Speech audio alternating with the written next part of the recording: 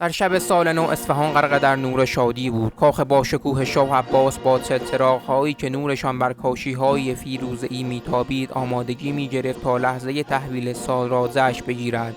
دربار شلوغ بود. وزرا، درباریان و بزرگان علم و دین همگی در تالار آیینه گرد هم آمده بودند.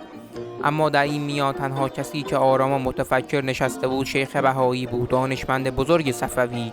نگاهی عمیق به ساعت آفتابی کوچکی که همراه داشت انداخت. شاه عباس که همیشه به دانش و ارادت داشت از تخت خود برخاست و رو به شیخ بهایی کرد.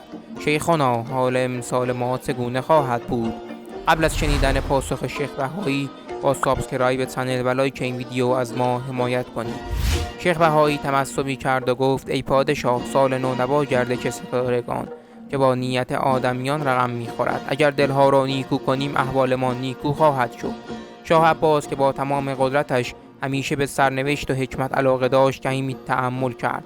سپس دستور داد که همه ساکت شوند. با اشاره‌ای شاعران و موسیقیدانان خاموش شدند و تنها صدای نسیم بود که در تالار میپیچید.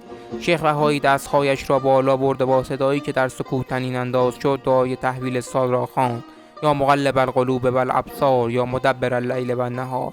تمام حاضران با چشمانی بسته زمزمه کردند، گویی در آن لحظه همه در یک آرزو شریک بودند: سالی پر از خیر و برکت برای سرزمینشان.